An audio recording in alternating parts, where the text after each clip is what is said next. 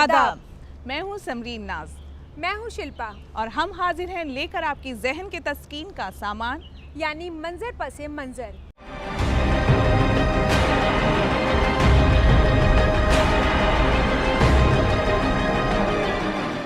हम अपने इस प्रोग्राम के हवाले से आपको दिल्ली और उसके अतराफ में होने वाली उन सरगर्मियों से रूबरू कराते हैं जिन सरगर्मियों के बाबत आप जानना चाहते हैं या फिर उन लम्हात के साथ जीना चाहते हैं।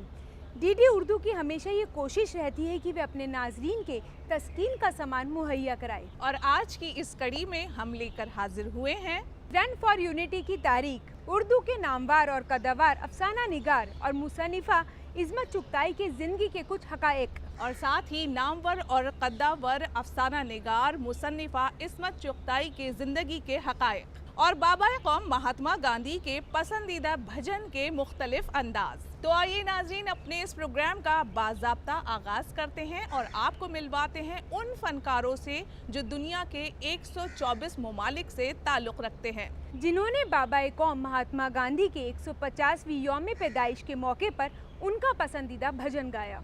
नाज़रीन, अक़ीदत के बहुत सारे रंग होते हैं जिन्हें हम चाहते हैं, जिनसे हम सबक लेते हैं, जिनकी पसंद और नापसंद का हम ख्याल रखते हैं। इसी सिलसिले में बाबा कौम महात्मा गांधी का पसंदीदा भजन गाकर दुनिया भर के फनकारों ने उन्हें खिराज अक़ीदत पेश किया।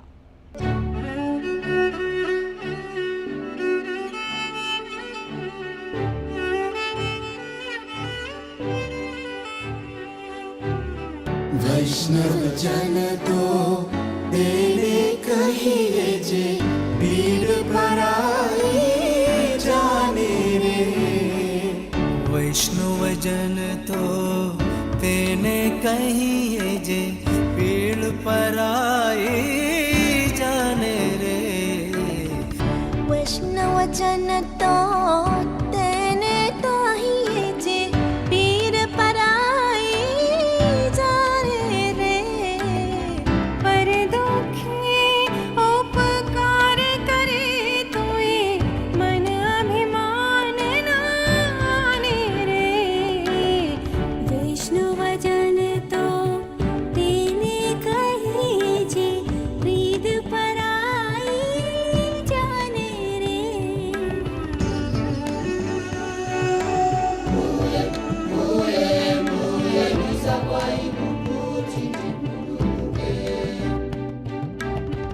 सकल लोक मान सहने वंदे।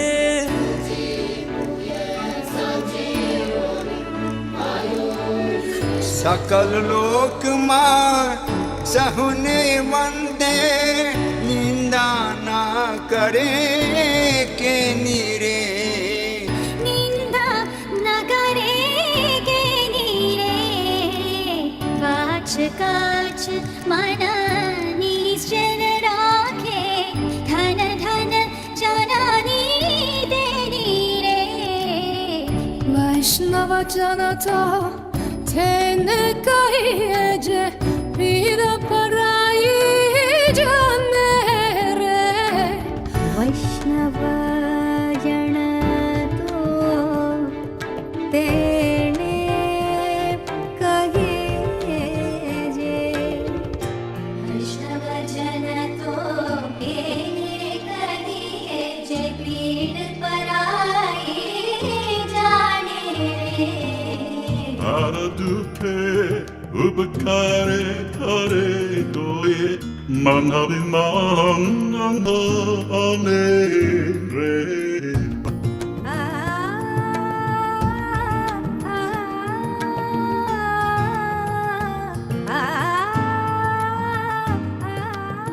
सकल लोक मां सहुने वंदे। निंदा न करे के नीरे। जीवा थकिय सत्य न बोले। भर धन नव ज्वले हाथ रे। वैष्णव जन तो तेने कहिए जे पीर पराई जाने रे। वैष्णवजन तो तेने कहिए जे पीड़ पराई जाने रे।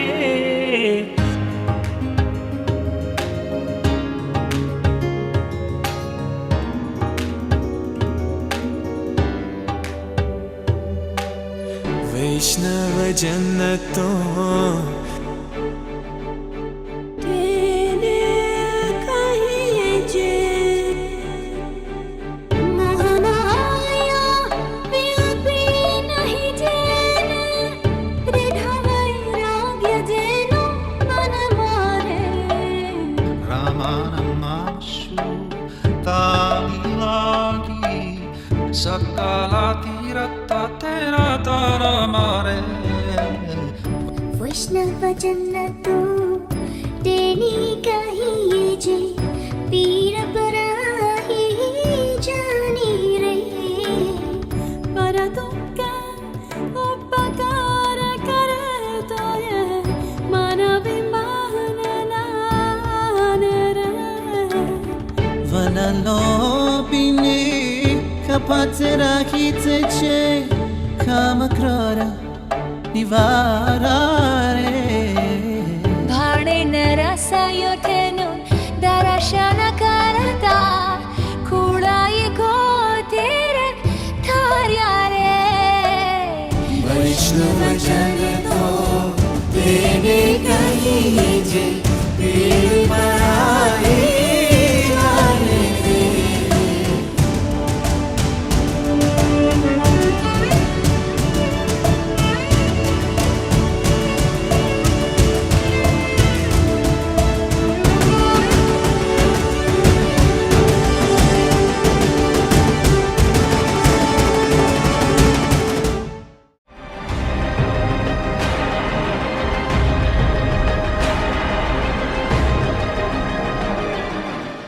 समझने का है ना समझाने का। समरीन, समझने का है ना समझाने का। जिंदगी काहे को है, ख्वाब है दीवाने का। क्या बात है शिल्पा, आज तो आपको बड़ी शेरो शायरी सूझ रही है। सब खैरियत तो है? जी समरीन, सब खैरियत है, लेकिन आप खुद ही सोचिए कि इंसान अपनी इस मुख्तसर सी ज़िंदगी में क्या कुछ काम को अंजाम दे देता है जिसे रहते दुनिया फरामोश नहीं कर सकती। बिल्कुल सही कहा शिल्पा आपने। शायद इकबाल ने भी उन्हीं लोगों के लिए ये शेर भी कहा है कि हजारों साल नरगिस अपनी बेनूरी पर रोती है, हजारों साल नरगिस अपनी बेनूरी पर रोती है, बड़ी मुश्किल से होता है चमन में दीदावर पैदा। एक ऐसे ही दीदावर शख्सियत थी सरदार वल्लभ भाई पटेल की, जिनकी खिदमात का एतराफ़ करते हुए हमारे वज़ीर आज़म ने उनके यौम पैदाइश को कौमी यकजहती के नाम से मंसूब कर दिया। तो नाजरीन, आइए आपको दिखाते हैं इस मौजू पर एक रिपोर्ट। मर्द आहन यानी लौह पुरुष सरदार वल्लभ भाई पटेल आज़ाद हिंदुस्तान के पहले वजीर दाखिला और पहले नायब वजीर आज़म। आज़ादी के बाद हिंदुस्तान को यकजा रखने में जिन्होंने सबसे अहम किरदार निभाया और जिनकी बदौलत आज हिंदुस्तान को दुनिया की सबसे बड़ी और कामयाब जमहूरियत शनाख्त किया जाता है। उनकी खिदमात का एतराफ़ करते हुए साल 2014 में वजीर आज़म नरेंद्र मोदी ने सरदार पटेल की यौम पैदाइश यानी 31 अक्टूबर को हर साल यौम यकजहती के तौर पर याद किए जाने का ऐलान किया। उन्होंने सैकड़ों राजे रजवाड़े जो अंग्रेजों की इरादा था कि अंग्रेज जाने के बाद ये देश बिखर जाए, छोटी छोटी रियासतों में बंट जाए, भारत का नामो निशान न रहे, ये सरदार वल्लभ भाई पटेल का संकल्प बल था। ये सरदार वल्लभ भाई पटेल की दीर्घ दृष्टि थी कि उन्होंने शाम दाम दंड भेद हर प्रकार की नीति, कूटनीति, रणनीति उसका उपयोग करते हुए बहुत ही कम समय में देश को एकता के सूत्र में बांध दिया। मैं आप सबको राष्ट्रीय एकता दिवस पर शपथ के लिए निमंत्रित करता हूं। अपना हाथ दाहिना हाथ आगे करके मेरी इस बात को दोहराएंगे। मैं सत्य निष्ठा से शपथ लेता हूं कि मैं राष्ट्र की एकता, अखंडता और सुरक्षा को बनाए रखने के लिए स्वयं को समर्पित करूंगा और अपने देशवासियों के बीच यह संदेश फैलाने के का भी भरसक प्रयत्न करूंगा। मैं यह शपथ अपने देश की एकता की भावना से ले रहा हूं, जिसे सरदार वल्लभ भाई पटेल की दूरदर्शिता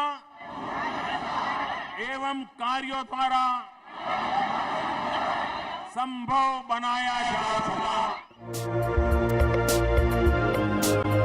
सरदार पटेल की 142वीं यौम पैदाइश पर उन्हें खिराज अकीदत पेश करते हुए एक रन फॉर यूनिटी यानी यकजहती की दौड़ मुनक्कद की गई। वाज़े रहे कि वजीर आज़म नरेंद्र मोदी सरदार पटेल की शख्सियत और उनकी खिदमत से बहुत मुतासिर हैं। यही वजह है कि उन्होंने 2013 में ही मशहूर सरदार सरोवर के किनारे सरदार पटेल का ऐसा मुजस्सिमा तामीर करने का अहद लिया था जिसकी मिसाल दुनिया में कहीं ना मिले। 2014 में बरसरे इक़्तिदार होने के बाद नरेंद्र मोदी ने अपने इस ख्वाब को शर्मिंदा ताबीर किया। आज सरदार सरोवर के किनारे ये दुनिया का सबसे ऊंचा मुजस्सिमा तैयार है। 182 फुट ऊंचे इस मुजस्सिमे को आइंदा 31 अक्टूबर बरोज बुध, जो सरदार पटेल का यौम पैदाइश है, ये नायाब मुजस्सिमा अवाम के सामने यकजहती के निशान यानी स्टैच्यू ऑफ यूनिटी के तौर पर पेश किया जाएगा।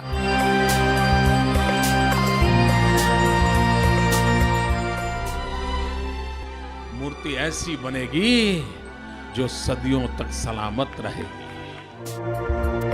तकरीबन 3000 करोड़ की लागत का ये मुजस्सिमा पूरी दुनिया में अपनी नौइयत का वाहिद मुजस्सिमा है।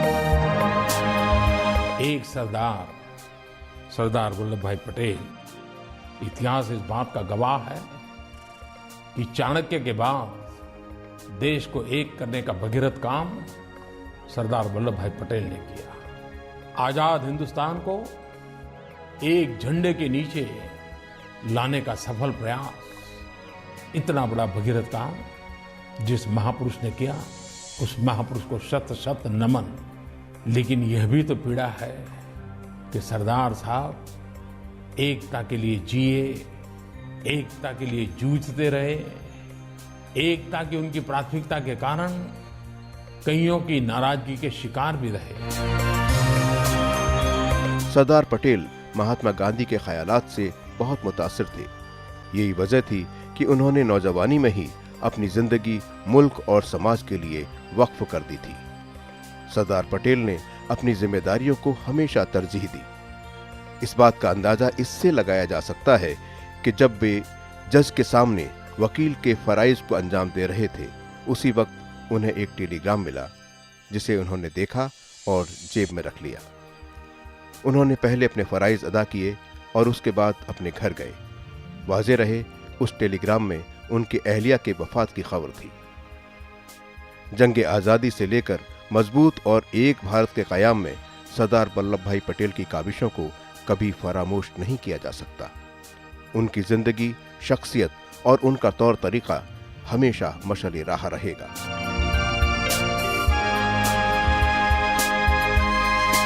वाज़े रहे कि सरदार पटेल की रोशन ख्याली, उनकी दूरंदेशी और उनकी पुख्ता इरादी का ही समरा है कि आज हिंदुस्तान बर्रे सगीर में सबसे कामयाब जमहूरी निज़ाम और सबसे मजबूत माशी और इक्तिसादी मुल्क की शक्ल में शनाख्त रखता है।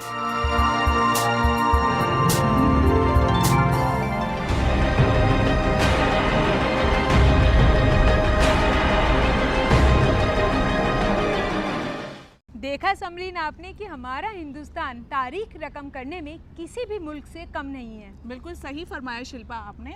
सरदार वल्लभ भाई पटेल ने न सिर्फ मुल्क को टुकड़ों में बंटने से बचाया बल्कि वो कौमी यकजहती की जिंदा मिसाल भी बने। उन्होंने अपनी मुख्तसर सी ज़िंदगी में जो कारनामे अंजाम दिए उसे रहती दुनिया तक फरामोश नहीं किया जा सकता। नाजरीन, आज हम उन अजीम फ़नकारों को खराज अक़ीदत पेश करेंगे जो 21 अक्टूबर से 27 अक्टूबर के दरमियान इस दुनिया में आए या इस दुनिया को खैराबाद कह गए। उनमें एक नाम है पंडित आनंद नारायण मुल्ला, जो हिंदुस्तान के मुश्तरका तहजीबी, समाजी और लिसानी कल्चर के एक जिंदा अलामत थे। उनका ये जुमला, मैं अपना मजहब छोड़ सकता हूँ लेकिन उर्दू नहीं छोड़ सकता, ये जुमला उनकी हमा जेहत शख्सियत की अक्कासी करता है। वजह रहे कि आनंद नारायण मुल्ला कश्मीरी नज़ाद थे, मगर उनके बुजुर्ग पंडित कालिदास मुल्ला लखनऊ आकर सुकूनत अख्तियार किया और यहीं पंडित जगत नारायण मुल्ला के घर 26 अक्टूबर 1901 को आनंद नारायण मुल्ला पैदा हुए। मुल्ला की इब्तदाई तालीम फिरंगी महल यानी लखनऊ में हुई। उसके बाद उन्होंने MA अंग्रेज़ी से किया और कानून की पढ़ाई भी की और बाद में वकालत के पेशे से मुंसलिक हो गए। पंडित आनंद नारायण मुल्ला 1955 में लखनऊ हाई कोर्ट के जज मुकर्रर हुए और फिर वकालत के पेशे को खैराबाद कहकर उन्होंने सियासत के मैदान में कदम रखा और 1967 में लखनऊ से आज़ाद उम्मीदवार के तौर पर लोकसभा रुकन नामजद हुए। वे 1972 में राज्यसभा के रुकन नामजद किए गए। इसके साथ ही वे तरक्की उर्दू हिंद के सदर भी रहे। पंडित आनंद नारायण मुल्ला ने शुरुआती दौर में अंग्रेज़ी में शायरी की। अंग्रेज़ी के तालिब इल्म होने की वजह से अंग्रेज़ी अदब पर उनकी काफ़ी गहरी नज़र थी, लेकिन धीरे धीरे वो उर्दू की तरफ आ गए। लखनऊ की शेरी और अदबी महफिलों ने उनकी शायरी को ज़िला बख्शी। उनके अशार पर इकबाल का असर नुमाया नज़र आता है। आनंद नारायण मुल्ला ने अपने किरदार और अपनी तहरीरों से समाज को एक मुस्बत पैगाम देने का फ़राइज़ अदा किया। उनके तहरीरों में जुए शीर, कुछ ज़र्रे कुछ तारे, मेरी हदीसे उम्र गुरेज़ा वगैरह शामिल हैं। उर्दू अदब का ये ताबनाक सितारा 12 जून 1997 को दिल्ली में गुरूब हो गया। उनकी खिदमात का एतराफ़ करते हुए आज हम उन्हें खराज अक़ीदत पेश करेंगे।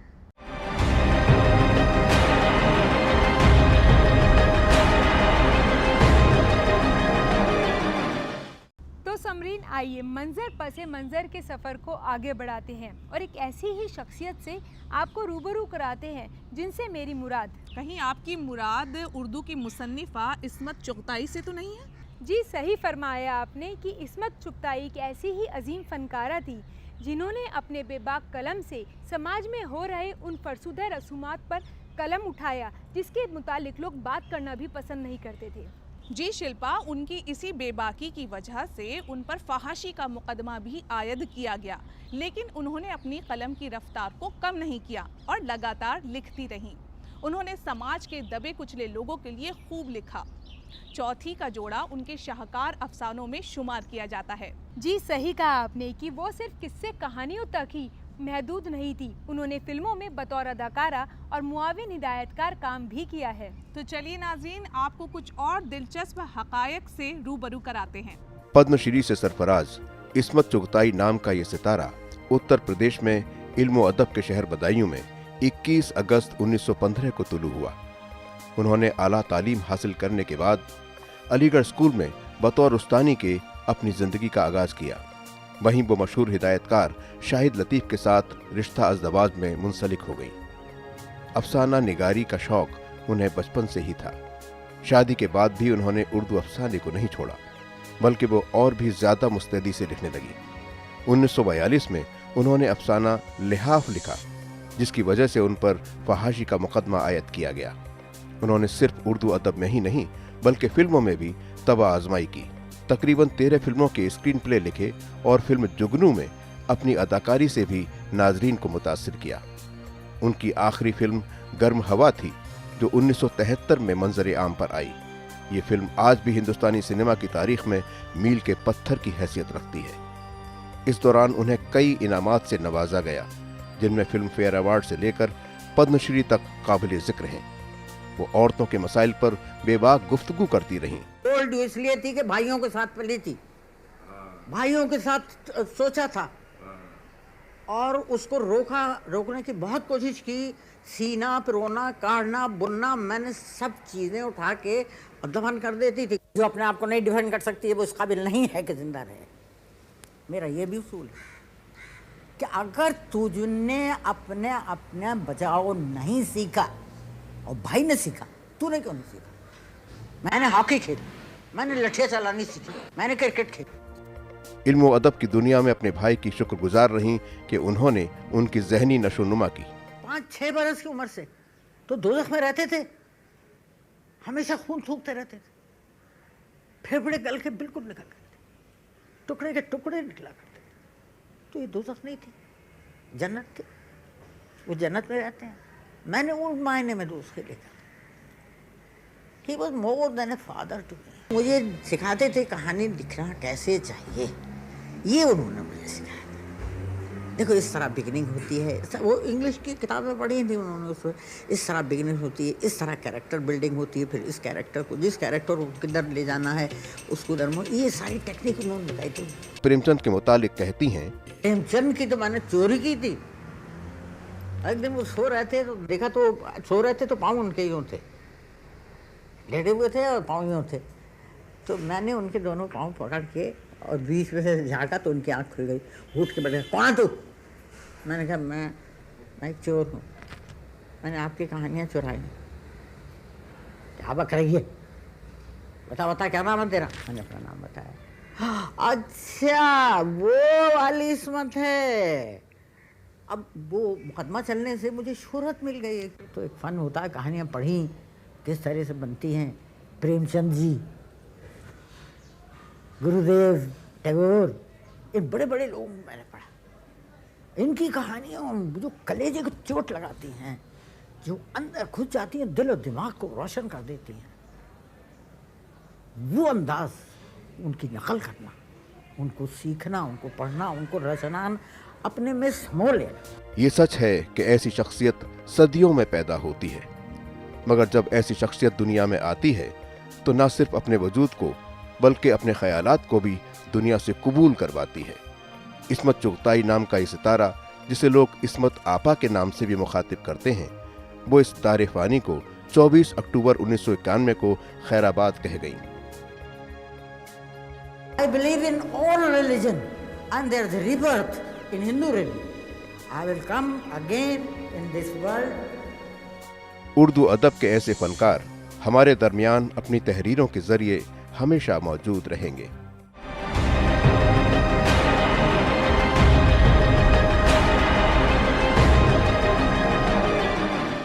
समरीन, देखा आपने इस्मत चुगताई की शख्सियत कितनी उम्दा थी। बिल्कुल सही कहा शिल्पा आपने, और उन्होंने किस कदर बेबाकी के साथ औरतों के ऊपर लिखा है कि जो उनके ऊपर जुल्म हो रहे हैं, ज्यादतियाँ हो रही हैं, उनके जिम्मेदार वो खुद हैं। औरतों को अपने ऊपर हो रहे जुल्म के खिलाफ आवाज़ उठानी चाहिए। बिल्कुल सही कहा, आवाज़ उठानी चाहिए, अपने हक के लिए लड़ना चाहिए। लेकिन शिल्पा, बातें तो बहुत हो गई हैं और हमारा दिल नहीं चाह रहा कि हम अपने नाज़रीन को छोड़कर कहीं जाएं, लेकिन सफ़र ख़त्म करने का, यहीं ख़त्म करने का वक्त आ गया है, उनसे अलविदा कहने का वक्त आ गया है। लेकिन जाने से पहले हम आपसे बार बार यही कहते हैं कि आपको हमारा प्रोग्राम कैसा लगता है, ये आप हमें लिखना ना भूलें। हमारा ईमेल आईडी है ddurdufeedback@gmail.com। तो नाज़रीन, हमें इजाज़त दीजिए इस उम्मीद के साथ कि अगली बार फिर आपसे मुलाकात होगी कुछ और मंजर और उसके पस मंजर के साथ। तब तक मुझे और शिल्पा को दीजिए इजाज़त। खुदा हाफिज़।